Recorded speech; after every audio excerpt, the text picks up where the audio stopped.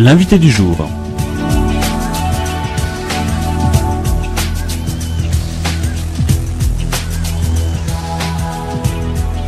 Bonjour à vous, bienvenue dans l'invité du jour de ce lundi. Et tout de suite, nous nous rendons du côté de Cussangy où nous attend Alexandre Anne Touzet. Alexandre Anne Touzet, bonjour. Oui, bonjour.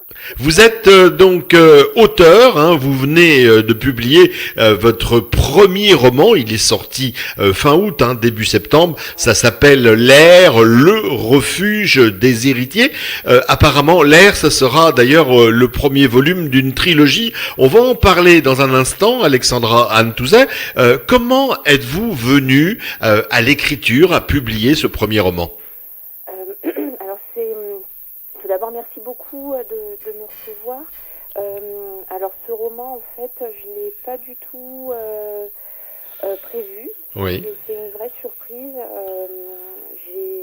Voilà, comme un petit peu tout le monde, j'écrivais des petits bouts d'histoire de temps en temps pour me distraire ou pour poser des idées. Mais en fait il y a 5 ans j'ai eu un rêve qui m'a vraiment marqué. Et je suis restée sur une image que je ne vous dévoilerai pas puisqu'elle apparaîtra dans un prochain volume. Et cette image, en fait, m'est restée. Donc, je me suis dit, je vais la poser sur le papier comme ça m'était déjà arrivé auparavant. Et en fait, plus j'écrivais autour de cette image, plus d'autres images me venaient. Et en fait, ce roman est arrivé comme ça, un peu à l'insu de moi. Sur des pages et des pages, et puis petit à petit il a pris une structure et puis voilà, l'air est arrivé. Alors c'est en plus une suite un peu logique de votre vie, hein, puisque vous avez été toujours en contact avec les livres. Hein. Oui, c'est vrai. Quand étant jeune, j'adorais lire, j'aime encore énormément lire.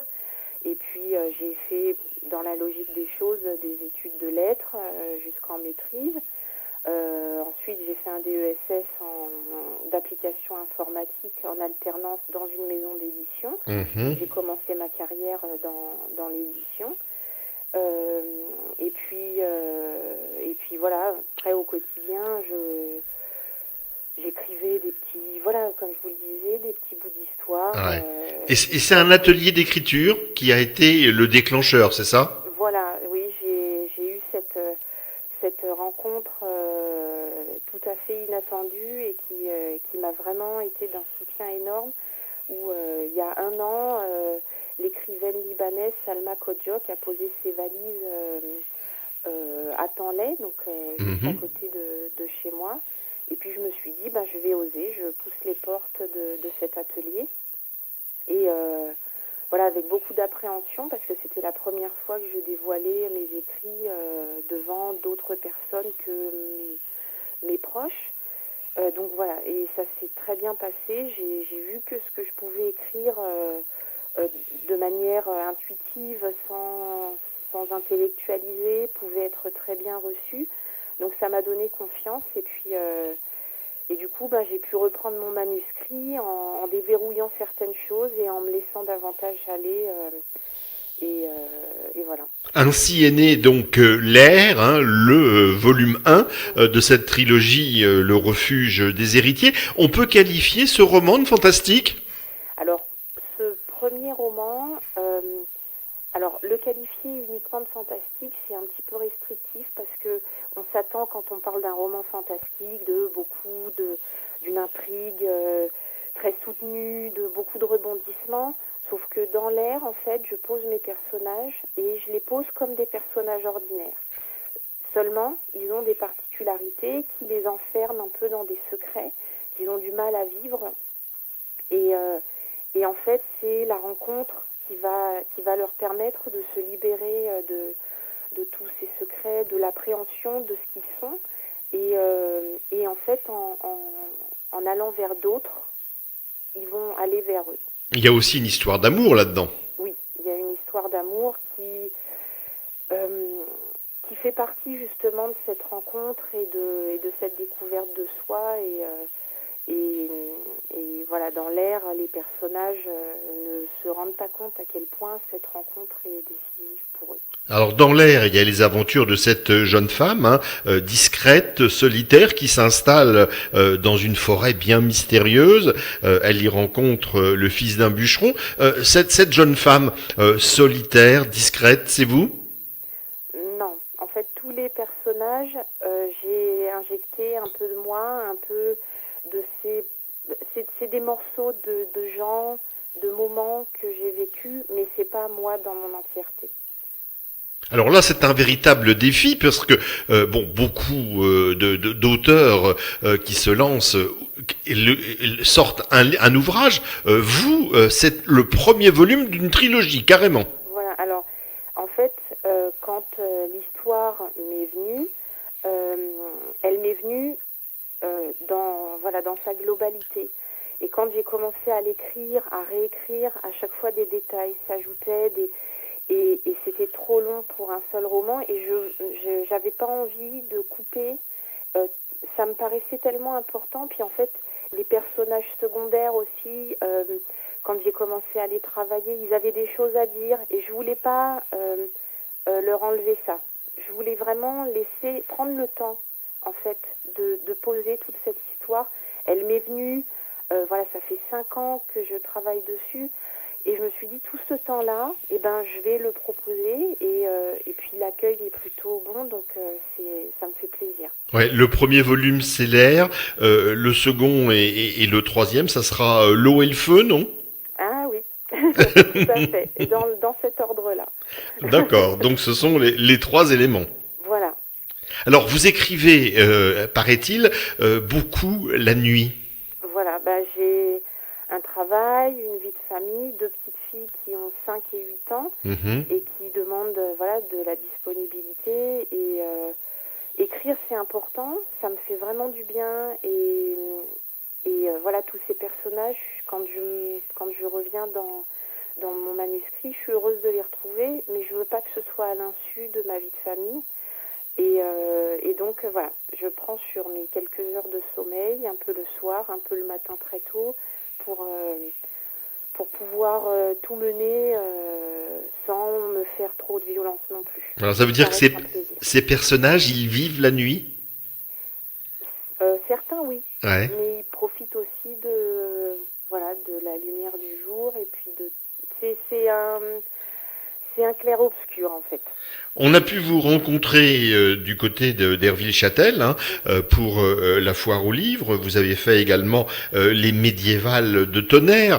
Vous allez être prochainement du côté de Monéto pour le Festi-Livre. Vous allez participer d'ailleurs aussi prochainement à une rencontre organisée par la médiathèque de Tonnerre. Ça sera le 19 octobre. C'est important pour vous de rencontrer vos lecteurs ? Alors moi je pense que c'est comme ça en fait que le livre peut exister. C'est une rencontre avec des gens, comme les personnages se rencontrent eux-mêmes. Le livre, le livre physique pour moi c'est quelque chose d'important, même si je suis fervente du web, du numérique. Mais en ce qui concerne le livre, je suis très attachée à l'objet livre, et l'objet livre c'est pour moi le meilleur vecteur de la rencontre avec un lecteur potentiel. Et d'ailleurs, ces lecteurs, ils vous ont suivi quasiment depuis la création de l'ère, parce que je me suis laissé entendre que effectivement, vous avez, à chaque fois que vous noircissez un cahier, vous le faites lire pour demander à vos proches ce qu'ils en pensent et si l'histoire leur convient. Voilà, alors j'ai mon mari qui est mon premier lecteur, et puis j'ai des amis qui m'ont aidé aussi à sortir de ma coquille, et qui ont lu le manuscrit, qui m'ont donné quelques conseils. Mais souvent c'est plus au niveau de l'émotion en fait. Les conseils c'est moins sur la structure d'un personnage, sur des moments de l'histoire, c'est plus ce que ça leur fait ressentir et ce qu'ils aimeraient ressentir en fait. À qui s'adressent vos ouvrages ? Alors, ils s'adressent à tous, plutôt à un public jeune adulte et adulte. Ouais. Et À tous. Alors, j'ai pu remarquer dans les premiers lecteurs que j'ai eus depuis la sortie de l'ouvrage, que souvent ce livre plaisait beaucoup aux femmes. Les hommes aussi aiment, mais je pense que dans la suite, ils vont y trouver davantage. Il y aura un petit peu plus de rebondissements, mais là, ce premier volume pose vraiment l'histoire d'amour qui va porter les personnages, et puis aussi qui crée un décalage dans l'harmonie de la forêt. Et voilà, ce premier volume parle davantage aux femmes. Voilà. Vous avez, tout à l'heure, vous nous le disiez, vous êtes maman, hein, de 2 petites filles. Vous n'avez pas eu l'envie d'écrire quelque chose pour elles? Alors, sur mon blog, souvent, il m'arrive d'écrire des moments de vie, en fait, que j'ai avec elles. Des choses, des images, des lumières, le rire d'une de mes filles, c'est le regard perdu de l'autre qui est très très rêveuse. Mais j'ai un autre projet de roman qui viendra après cette trilogie et qui parle de 2 petites filles qui étrangement évidemment ressemblent à mes filles. Alexandra Anne Touzet, merci. On rappelle le titre de votre livre, L'air, le refuge des héritiers. C'est paru aux éditions Encre Rouge. Si on veut en savoir plus, il y a le site encrerouge.fr. Votre blog, comment fait-on pour vous s'y rendre? Alors c'est le refuge d'Alexandra .blogspot.fr. Alors le-refuge-des-alexandra.blogspot.fr et puis bien sûr votre ouvrage on le trouve dans toutes les bonnes librairies. Voilà, alors s'il n'est pas dans les rayonnages, on peut tout à fait le commander dans n'importe quelle librairie. Et puis on peut aussi vous rencontrer. Je pense que là maintenant les prochains mois vont être chargés, non? Oui, là il va y avoir la période de Noël, donc je vais un petit peu lever le pied pour me recentrer sur ce moment de famille.